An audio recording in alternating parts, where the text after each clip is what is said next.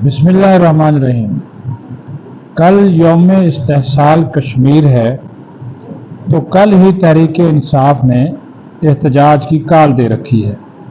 अब आप खुद अंदाज़ा लगा लें कि इनको मोदी से ज़्यादा प्यार है या पाकिस्तान से, क्योंकि इसी 5 अगस्त 2019 को जब इमरान खान की हुकूमत थी तो मोदी ने मकबूजा कश्मीर की खुसूसी हैसियत ख़त्म कर दी थी, कवानीन ख़त्म कर दिए थे, और उसके बाद फिर जो कश्मीरियों के साथ जुल्म और सितम बरकरार रखा जा रहा है उसमें इजाफा हुआ।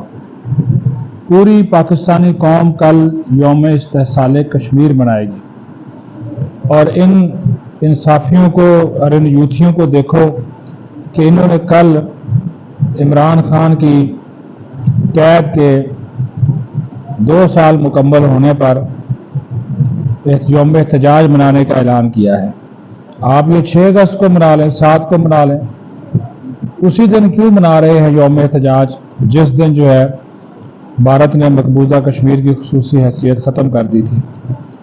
ये तो आप मोदी का जो एजेंडा है उसको परवान चढ़ा रहे हैं, उसको फ़रोग दे रहे हैं, लेकिन इंशाअल्लाह ताला इसमें कामयाबी नहीं होगी। हमारी जो पुलिस और लॉ इन्फोर्समेंट एजेंसीज़ हैं, एक तो उन्होंने वफाकी दारुल हुकूमत में दफ़ा 144 लगा दी, और यह भी ऐलान कर दिया कि किसी को अडयाला जेल की तरफ मार्च करने की इजाज़त नहीं दी जाएगी। पीटीआई ने कहा कि हमारे अरकान ने पार्लियामेंट अडयाला जेल के बाहर एहतजाज करेंगे, तो अडयाला जेल के जेलर ने मज़ीद पुलिस नफरी जो है वो मांग ली है।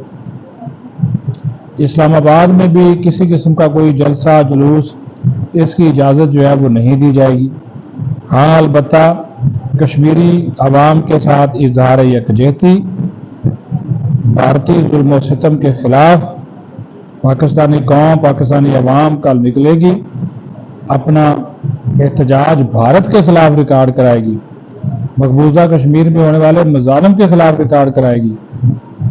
लेकिन इन यूथियों को भी चाहिए, इंसाफियों को भी चाहिए कि वो भारत के साथ, भारत के खिलाफ एहतजाज में अपनी अवाम के साथ खड़े हों, ना कि अपनी 1.5 ईंट की मस्जिद बनाएं और एहतजाज करें।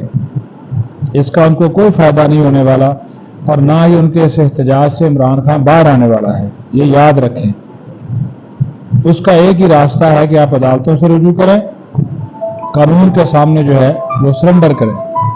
ये होगा, ये कानून के सामने सरेंडर होगा तो आपके लिए भी परेशानी जो है वो नहीं होगी।